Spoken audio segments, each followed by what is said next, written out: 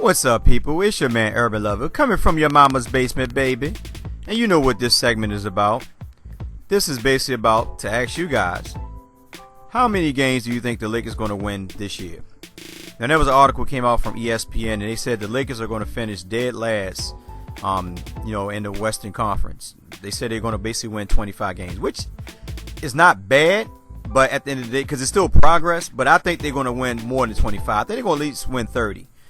And the reason why I say that, because one thing that a lot of people fail to realize is that now you look at Luke Walton's system. Luke Walton when he was an assistant coach at Golden State, and last year, even though he had Steph Curry and Thompson and all those other guys, man, at the end of the day, if you notice when Steve Kerr went out with his injury, this guy led him to I think a 39-4 record. I believe that he actually outcoached Steve Kerr. I mean, to be honest with you, at the end of the day, when you look at it, you'll see that, he did a lot more with the team than what Steve Kerr did. Steve Kerr basically won half of what he won, because he won 39. Remember, they went 73, so he basically gave them almost 40 wins, if you think about it. Half their wins. Now, the thing about Luke Walton that people fail to realize, and I think I put this on one of the other videos a while back, Luke Walton had the opportunity to come underneath for Steve Kerr and under Phil Jackson.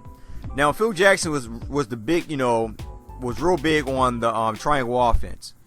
Steve Kerr took the same philosophy that he got from Phil Jackson and just implemented a couple different other schemes within that system. And it was more of a free flowing offense, constant ball movement.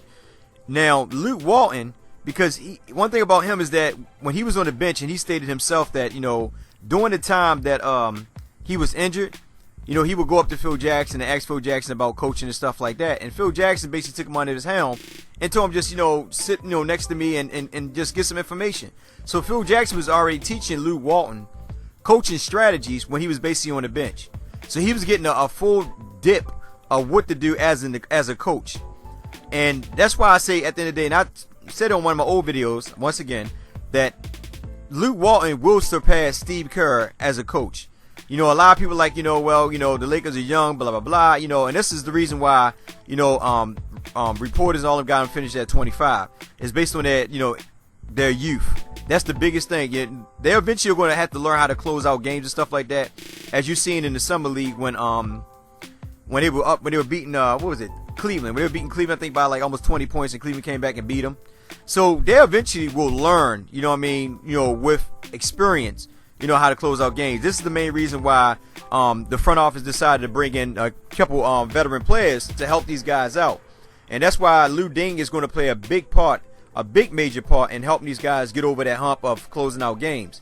Because to be honest with you, and I'm going to share this over and over again, who can really stop the Lakers offense? Seriously, who really can stop these guys? At the end of the day, if you look at the games last year, and you look at the game when they played Golden State and also when they played Orlando, you've seen that nobody really could stop JC and Russell. They were actually their own worst enemies. And what I mean by that is that sometimes they will, give up on defense, or they'll get too, above themselves. But in reality, on offense, there's no real play out there that can really stop them. Like, you can't really play man-to-man with against these guys. You got to play zone against the Lakers. And the more experience that they get, and the better they're going to become. You see, people fail to realize, number one, if you look at the Golden State Warriors, right, and you look at the Lakers right now, if you look at it right now, the Lakers are actually what you'll call a younger looking Golden State Warriors team right now. Klay Thompson, that's JC. Steph Curry, that's D'Angelo. Kevin Durant. I said Kevin Garnett, my bad. Kevin Durant, that is Brandon Ingram. Draymond Green, that's Julius Randle. Miles Government. They got who they picked up, Sasha Vadella, whatever his name is, from Dallas. They picked him up, Sasa or something. But what I'm saying is, the Lakers actually, this is going to be what is going to be the strength for the Lakers, their bench. And right now, the bench is actually, their bench is actually much stronger than most benches out there if you look at it. They got Zubac, Ingram, Lou Williams, and Larry Nance coming off the bench.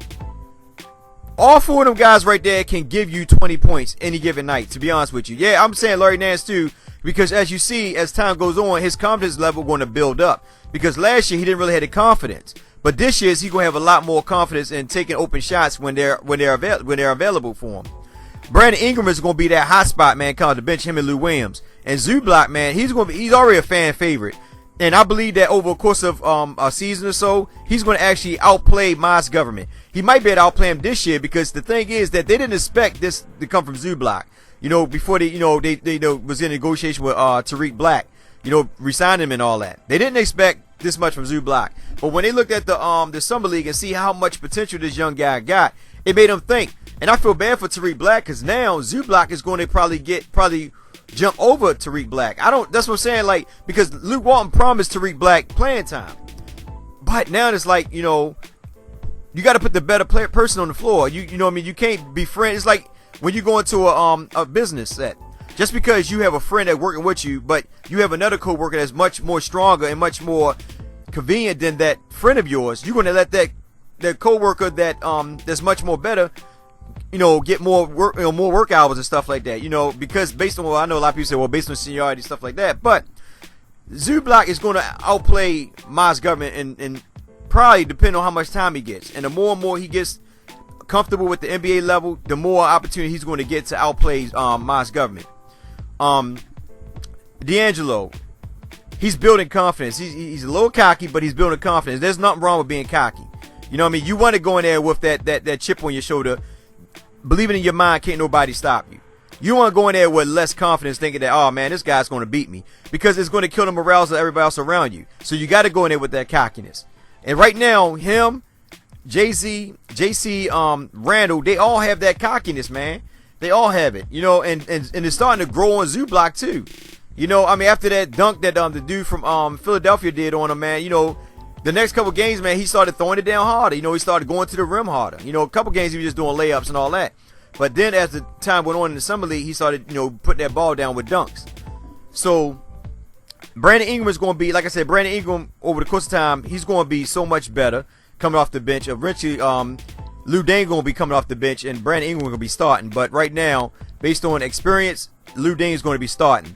Now, Kevin Durant had already gave high regards to Brandon Ingram and said he's like a mirror image of me, but slightly better. And that's kind of wonderful coming from somebody like Kevin Durant. Even though I'm still a little bit upset him going to Golden State, but it is what it is. I'm not worrying about Golden State and all them, because I'm looking at my squad. So with him, with Brandon Ingram getting that honor from Kevin Durant, that's a good outlook. And plus, Brandon Ingram has went to Kevin Durant for like some just for information and different things like that to basically talk about certain things about, I guess, like on his game or what can he do as a development and all that. There was an article about that as well. You already know about Julius Randle. Me personally, I don't think nobody can stop Julius Randle. Once this guy actually get a jump shot and work on his low post game, it's not too many people that can D him up. Even when he was like playing in the Summer League last year, and he played against Draymond Green. Was it Summer League or preseason? I think it was preseason. I'm not too sure. I think it was preseason. And he played in the preseason against Draymond Green. And he really manhandled Draymond Green. And he even shout out this boy can't play me or something like that. This guy can't play me. And even though Draymond Green got him back in the regular season, but like I said, once Julius Randle actually get a jump shot, he's gonna be a monster. And I really don't want to see Julius Randle out there shooting threes. And a lot of people fail to realize, when you have your power forward out there shooting threes, it limited his other skill set. Now, keep in mind, last year he was our best rebounder. Miles Government is not going to be our top rebounder. Julius Randle is, and if we start taking Julius Randle out on the plank, out on the arc to shoot threes, his rebound is going to be limited, meaning that he probably grab like 6 to 7 rebound because he's going to be always on the arc. So I like him to play down in the low post, and Miles Government be more out on the not out on the wing, but like in 10 foot, 10 feet or something like that, shooting the jumper or vice versa. I like to see him at least take a 10 or 15 foot shot, but I don't want to see him hanging around the arc. There's nobody there to rebound. That's why players like Westbrook get 11 to 12 rebounds a game on certain nights because everybody out there trying to shoot a jumper. So you got the guards out rebounding the centers and power forwards. I'm an old traditional fan. I like to see the old traditional style of play. Now I'm gonna share something with y'all guys real quick, and I'm gonna hit this down because all right. Now, right now, if you look at the West, I got Golden State, San Antonio, Memphis, the Clippers, Dallas, and Portland taking up the first 6 spots. Now, I actually got Minnesota making the playoff this year. Under their new coach. I think they have a chance to make it, but they might shock me and only win 30 games. We don't know, but I think Minnesota has a chance to make the playoff this year. Now, with that being said, the only teams that the Lakers really have to worry about for the 8 spot is really Phoenix, Utah, Houston, New Orleans, and OKC. OKC, I hate to say this, man, but I don't think OKC gonna make the playoff this year. And I'm not even gonna talk about playoff, but I don't think they're gonna make the playoff this year based on the simple fact that they only had Westbrook. You can't say Oladipo is going to be your savior because he's not going to give you 20-something points. He's not Kevin Durant. And Adams definitely ain't going to give you that. So it's just Westbrook. Phoenix, they got Bledsoe, Booker, and Knight. But I don't know what they're going to do all three. I mean, it's a good rotation, guard-wise. But I don't see Phoenix. I mean, I don't really see Phoenix making the playoff. I see them probably winning 34 games, but I don't see them making the playoff neither. OKC might win 38 to 40 games. Now, Utah and New Orleans might be those 2 teams that might get that spot, the 7-8 spot. Minnesota might get the 8, and they might get the 7 or 8 spot. Now, Utah, they got Favors, Gobert, Hayward, Hood, and I think they can win 44 games. I think they have a chance to make that spot. Houston, they're going to be a good team to watch offensively, but defensively, it's going to be hard for them, especially under D'Antoni. He don't teach defense. And if you look at their squad, they got nothing but a bunch of shooters, not really no defenders. So I don't know about Houston, man. They might get in just by out shooting everybody. So it's kind of hard with them. And New Orleans, as always, if their players stay healthy, with Evans, AD, and Hill, if they players stay healthy, they can actually get the 8 spot. But that's up for debate. Now with the Lakers, like I said, there's nobody can really stop them. If you look at the squad, they got, like I said, they got a bunch of shooters: JC, Lou Dane, Brandon Ingram, D'Lo, Larry Nance starting his jumper. Like I said, we don't know what Julius Randle will do because nobody really seen him in a summer league, so we don't know if he got his shot down. But from sources, they saying that his jump is starting to look pretty good. So the Lakers can space the floor, and like I said, they're gonna be a fun team to watch. And really, like I said, on offense, there's not too many teams that can really stop them. Their biggest problem is going to be on the defensive end. It's not going to be so much on the offensive end because the Lakers can score at will. Because in 25 minutes with Denver, he didn't do too much. So if the Lakers give Miles Government like 30, 35 minutes, something like that, he'll probably give you 8, 9 boards, 8 points, 2 blocks, something like that, which is pretty decent. Because at the end of the day, the Lakers just need some type of interior defender in that middle to clog up the middle to prevent players from going inside and scoring. Because if you look at the Lakers stats from last year, they were getting killed in the inside. Yeah, in the inside. You'll think, okay, we got Roy Hibbert. He was a good shot blocker. We shouldn't be getting a lot of, getting scored on a lot. Well, keep in mind, Roy Hibbert only played 25 minutes. A lot of times it was Brandon Bass down low. And they were actually a lot of mixed matches. A lot of bigger centers will outplay Brandon Bass. So really no fault to Roy Hibbert. And even though the games when he was in, he was still being outplayed, getting beat up and down the court. And that's where, like I said, when the Lakers go into transition where they're going to be doing a lot of running, this is where they're going to have either Tariq Black or Zoo Block in over top of Miles Government. I know a lot of people say, well, there's nothing wrong with Miles Government being there, which is not. It's not nothing wrong with Miles Government being there. But the Lakers the Lakers have the best opportunity to match up with any team in the NBA. Yeah, they're young, and they're going to be hungry. And like I said, at the end of the day, I believe they're going to win 30 games, man. And people keep sleeping on them. They keep sleeping on the Lakers. And they're going to shock a lot of players, man. Like I said, Lou Walton, he's going to show a lot of writers, analysts, and reporters that at the end of the day, this Lakers team is a good squad. It's just that last year they were ran behind Byron Scott. Ran under Byron Scott, and Byron Scott really didn't utilize their skill set. He wanted to play under his skill, under the way that he was brought up and how he decided to, had these players play.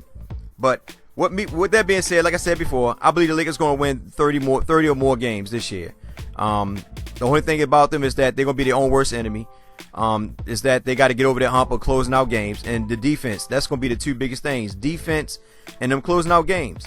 Once they overcome that, I got like towards the All-Star break, and after that, that's when the Lakers really going to start blowing up. Once they learn Luke Walton's system, they get comfortable with the system, and they get comfortable with the new players and stuff like that. Can't nobody really stop them, dude. They're going to be a high-scoring team. They're going to score more than 97 points like they did than what they did last year. Lakers going to be in the top 5 in scoring. I'm telling y'all right now. So with that being said, it's your man Urban Lover. Like, share, and subscribe. Get in the comment section and let me know, what do you think? How many games do you think the Lakers are going to win this year? So with that being said, be safe and be careful out there.